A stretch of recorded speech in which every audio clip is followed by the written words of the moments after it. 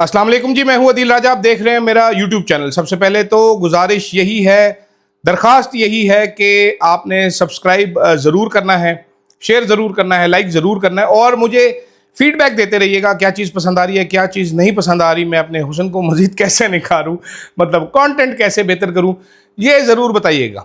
तो जनाबे वाला ख़बर तो ये है कि ये जो 27 यूट्यूबर्स के चैनल बंद किए गए हैं, जिन पे ज़िंदगी तंग की जा रही है, जिनका रोज़गार छीना जा रहा है, इसके अलावा मजीद भी एक्शन होने हैं। आफ्ताब इकबाल साहब पे FIR, फलक जावेद जो सनम जावेद की बहन है उनके ऊपर भी एक FIR दर्ज कर दी गई है। उज़मा बुखारी साहिबा नाराज़ हैं कि मदहुल जान अब पहले वाले जान नहीं रहे, वो तब्दील हो चुके हैं। जी हाँ, बिल्कुल। जब वो ऐसी बातें करते थे जो नून लीग को फ़ायदा देती थी, वो बड़े अच्छे जान थे, अब वो बुरे जान हो चुके हैं। इसी तरह ये सारे लोग जो थे, ये मतीउल्लाह जान के घर जाके बैठे हुए थे कि मती साहब बड़ा, ये मतीउल्लाह जान को एक ज़माने में नून लीग वाले पंजाब असेंबली में MPA बनाकर अंदर लेके जा रहे थे कि आप कवरेज करें जी, आप वहां से वीलॉग करें, देखें जी हम करते क्या, इनका काचू कीमा कैसे करते हैं परवेज इलाही के दौर में, लेकिन अब बुरे लगते हैं मुझे। कल वो मिनाज साहब है, उन्होंने कहा यार तेरा चैनल बच गया। मैं सोच रहा था कि भाई ये बारी तो सबके आनी है, मेरे केड़े फुफे दे मुल्क है गए। फिर मैंने कहा पहले नौकरी से निकलवाया, अल्लाह सबब बनाता है, तो राज़िक अल्लाह की ज़ात है। बंद कर देंगे तो कुछ और करेंगे, फिर हम भी टिकटॉकें बनाया करेंगे डांस करने वाली बेहतरीन सी कैंट डॉल की तरह की, ये ऐसे करके। तो खैर ये तो ज़रा जोक था। इमरान खान का पैगाम, ये बहुत ही तकलीफ दे पैगाम था, कल मैंने पढ़ा। मैं आपको आज खबरें नहीं बताऊंगा आज मैं आपको ज़रा चंद चीज़ें, एक इंटरेस्टिंग चीज़ें बताऊंगा जो मेरी कॉन्वर्सेशंस हुई हैं चंद लोगों के साथ। इमरान खान साहब जो कह रहे हैं, जो इंपॉर्टेंट चीज़ जो मेरे लिए इंपॉर्टेंट थी वो थी कि नेल्सन मंडेला और गांधी तक को दीगर कैदियों से मिलने, किताबें पढ़ने और किताबें लिखने की इजाज़त थी।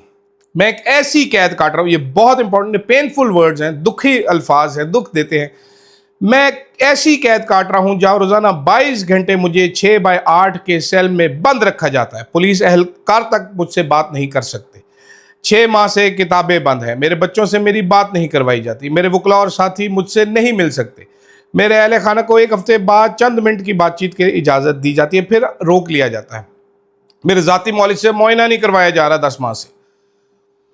पिछले 1 हफ्ते से तो मेरा अखबार और TV भी बंद है। जो किताबें मुझे ख़ानदान की तरफ से भिजवाई जाती है वो तक मुझे नहीं दी जाती और सुपरिटेंडेंट के कमरे में पड़ी रहती है। मेरी अहलिया को भी बदतरीन हालात में कैद तन्हाई में रखा हुआ है। इस सब के पीछे इस्टेब्लिशमेंट, उनके बगल बच्चों का हाथ है। ये सब कुछ मुझे तोड़ने के लिए किया जाता है, लेकिन मैं आखिरी सांस तक जुल्म के निज़ाम के खिलाफ खड़ा रहूँ। इस ट्वीट को लेके, इमरान खान के ऐलान को लेके कि कोई मुज़ाकरात नहीं, मुज़ाकरात की छुट्टी, एहतजाज होगा, मेरी तहरीक इंसाफ के 2 लोगों से बात हुई, बड़ी सीरियस बात हुई।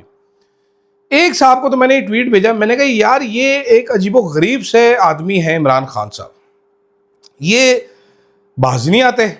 अब जो हालात ये लिख रहे हैं, इसके 50% भी हालात हों, किसी भी इंसान को घुटनों के बल लेके आने के लिए काफ़ी है। आगे से वो हंसना शुरू हो गया। यंग लीडर है तहरीक इंसाफ का। उसने कहा इसीलिए इमरान खान मेरा लीडर है। उन्होंने कहा इस जैसा बहादुर आदमी पैदा ही नहीं हुआ दुनिया में, ये एक ही है दुनिया में, इमरान खान। I agree.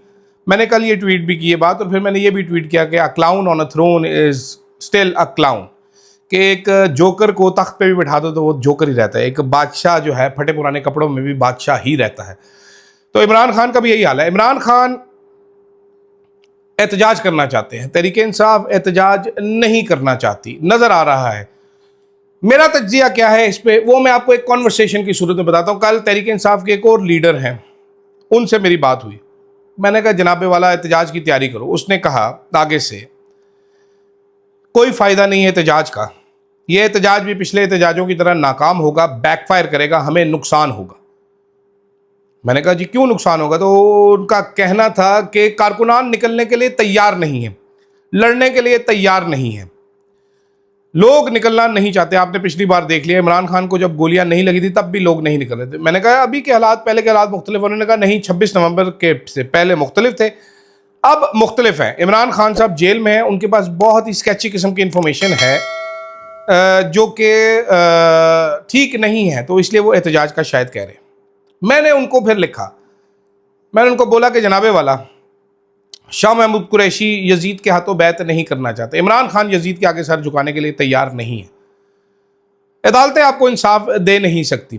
2 ही तरीके हैं, 2 तरीके। जो बाहर हैं वो चिल करें, हुकूमती मामलात में भरपूर शिरकत करें, जिंदगी अपनी अच्छी गुजारें, इनको भूल जाएं, ये जेल में पड़े रहते हैं, क्योंकि अदालतों से इंसाफ नहीं मिलता। दूसरा रास्ता एहतजाज का है। आपने कौन सा रास्ता सेलेक्ट करना है, ये तरीके इंसाफ की मर्जी है। उन्होंने मुझे कहा जी इस पर डिटेल में बात करेंगे। फिर मैं ये बात लेके थिंक टैंक के पास गया। मैंने थिंक टैंक को सवाल किया। मैंने कहा भाई मेरा ख्याल ये है कि एहतजाज के अलावा इनके पास रास्ता ही कोई नहीं है, व्हाट डू यू थिंक। तो थिंक टैंक ने, अब थिंक टैंक के साथ जो मेरी कॉन्वर्सेशन हुई वो बड़ी इंटरेस्टिंग थी। आपको पता है मेरा एक मॉर्निंग थिंक टैंक जो तज्जिया बन के सामने आया सारे का सारा, वो मैं आपके सामने पेश करता हूं। इमरान खान को बिल्कुल मालूम है कि एहतजाज से इतना बड़ा डेंट नहीं पड़ेगा, बट इमरान खान बार बार हमले करना चाहते हैं, बार बार हमले करना चाहते हैं, हुकूमत संभल ना सके। ये मुझे समझ आई बात लॉजिक के, इमरान खान क्यों एहतजाज करना चाहते हैं। इमरान खान बांग्लादेश मॉडल पाकिस्तान में नहीं चाहते। बांग्लादेश मॉडल या श्रीलंका मूवमेंट्स ये कौमों की तारीख में ऑटोमेटिकली ट्रिगर होती है। इमरान खान एक कंटिन्यूस स्ट्रगल करना चाहते हैं ताकि वो इन कंट्रोल रह सकें इन मामलात के, और वक्त आने पर वो स्ट्राइक कर सके या एस्टेब्लिशमेंट बात करने पर मजबूर हो जाए। अभी इमरान खान ने सिर्फ ये कर रखा है कि ये एस्टेब्लिशमेंट पागल हुई हुई है कंट्रोल बनाने के लिए। हुकूमत हर चीज़ को कंट्रोल करना चाहती है, आवाज़ को कंट्रोल करना चाहती है, एक ट्वीट बर्दाश्त नहीं है, फाइनेंस को कंट्रोल करना है, इसको कंट्रोल करना है, कंपनी इन्वेस्टमेंट करने आ रही है उसको कंट्रोल करना है, डॉलर बाहर जा रहे हैं उसको कंट्रोल करना है। हुकूमत हर चीज़ करने के, एस्टेब्लिशमेंट हर चीज़ करने के, हाइब्रिड निज़ाम हर चीज़ पकड़ने के चक्कर में है, कदम जमा नहीं पा रहा। ये हुकूमत तो चला रहे हैं, गवर्नेंस नहीं हो पा रही, मुल्क नहीं चला पा रहे, मुल्क तो उधर ही खड़ा है। मुल्क 9 अप्रैल के बाद उसी जगह पे खड़ा रह गया, अवाम उसी जगह पे खड़े रह गए। जो पहले अवाम के साथ होने के दावेदार थे वो इस जगह पे आके रह गए, उन्होंने अवाम पे गोलियां भी चला दी। फर्क सिर्फ ये पड़ा है। साथ ही थिंक टैंक ने मुझे चेयरमैन माओ ज़ेडोंग का और ची गवेरा के 2 कोट्स भेजे, मैं आपको पढ़ के सुनाता हूँ। चेयरमैन माओ का कोट है, revolution is not a dinner party और राइटिंग एन एसे और पेंटिंग अ पिक्चर और डूइंग एम्ब्रॉयडरी। ये जो इनकलाब होता है डिनर पार्टी नहीं होती भाईजान, ये ऐसे राइटिंग नहीं होती, ये तस्वीर बनाना नहीं होता, ये कढ़ाई करना भी नहीं होता। और ची गवेरा का कोट है बड़ा ज़बरदस्त, उन्होंने कहा revolution is not an apple that falls when it is ripe, you have to make it fall. ये उन तमाम लोगों के लिए, मेरे दोस्तों के लिए जो कहते हैं अभी वक्त नहीं है, जो साफ़ी मुनाफिक साफ़ी बारीक वारदाती है साफ़ी जो कहते हैं अभी वक्त नहीं है, वक्त का इंतज़ार करें, वक्त का इंतज़ार करें। ये ची गवेरा कहते हैं वक्त का इंतज़ार नहीं करना होता, एप्पल को खुद गिराना पड़ता है।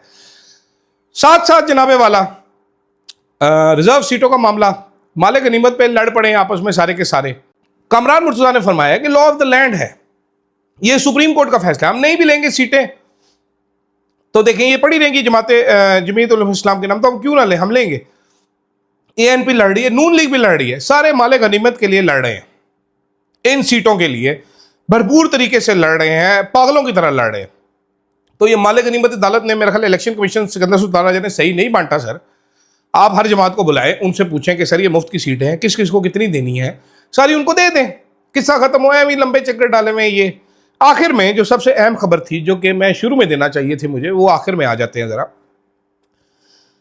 इमरान खान के बेटों का पाकिस्तान आना। कल मैंने रात को आपको बोला था कि भाईजान ये हुकूमत कहेगी जी ये तो ब्रिटिशर्स हैं, ये तो ऐसे हैं, ये तो ऐसे हैं। अब राना सनाउल्लाह साहब वो कह रहे हैं गायब हो जाएंगे ये, फिर इनको बाजियाब कराना पड़ेगा। बैरिस्टर अकील साहब, वो फ़ायज़ा मुराद साहिबा हैं, पीटीआई के वकील हैं, वो इनको कैंट डॉल का नाम उन्होंने दिया है। तो अकील साहब कह रहे हैं जी देखें वो गैर मुल्की हैं। भाई हसन हुसैन भी तो गैर मुल्की हैं जी, वो कैसे मीटिंगों में जाते हैं ये बताइए। वो एहतजाज नहीं करते, बड़े अच्छे बच्चे। एहतजाज तो पूरी नून लीग मिल के नहीं कर सकती, बंदा ही नहीं निकलता आपका कोई। जितना तहरीक इंसाफ कर सकती है आप तो उससे क्वार्टर भी नहीं कर सकते, बल्कि उससे छिटाकी भी नहीं कर सकते। तो महसूस कुछ ये हो रहा है कि कासिम और सुलेमान खान का पाकिस्तान आने का सुन के हुकूमत पैनिक में है। अब मेरी पेशन गोई ये है कि क्योंकि वो ब्रिटिश सिटीजन हैं उनको वीज़ा लगवाना पड़ेगा। मोस्ट प्रोबेबली तरीके ये जो हमारी फाशिस्ट हुकूमत है ये इनको वीज़ा भी नहीं देगी पाकिस्तान आने के लिए। ये जब वीज़ा अप्लाई करेंगे तो कहेंगे नहीं जी आपको वीज़ा नहीं मिल सकता, सॉरी जी, आपकी इंटेंशन है आप पाकिस्तान में फसाद फिल अर्ज कर देंगे, आपने शैतानी सोशल मीडिया पे पैगाम जारी किया। अल्लाह खैर करे, देखते हैं। खबर ये भी आ रही है कि ट्विटर को दोबारा बंद कर दिया जाएगा, इस पर बाद में बात करेंगे। मैं सिर्फ इमरान खान की स्ट्रेटजी और उस पर बात करना चाहता था, तो वो ज़रा लंबी बात होगी। आजकल मुझे लंबी बकवास करने की आदत होती जा रही है, पता नहीं क्यों, ये छोटा करना चाहिए। तो छोटा व्लॉग करते हैं, यहाँ पर एंड करते हैं, बाकी आपको शाम को देते हैं अहम खबरें। फिलहाल तो ये मेरी डिस्कशन थी जो कि बड़ी ज़रूरी थी आपको बतानी। इमरान खान को मालूम है एहतजाज इतना नहीं होगा कि बांग्लादेश हो जाए, लेकिन इमरान खान को ये भी मालूम है कि चुप बैठना कोई ऑप्शन नहीं है। तहरीक इंसाफ के लोगों ने फैसला करना है वो क्या करना चाहते हैं। फिलहाल के लिए इतना ही, इजाज़त दीजिएगा, अल्लाह हाफ़िज़।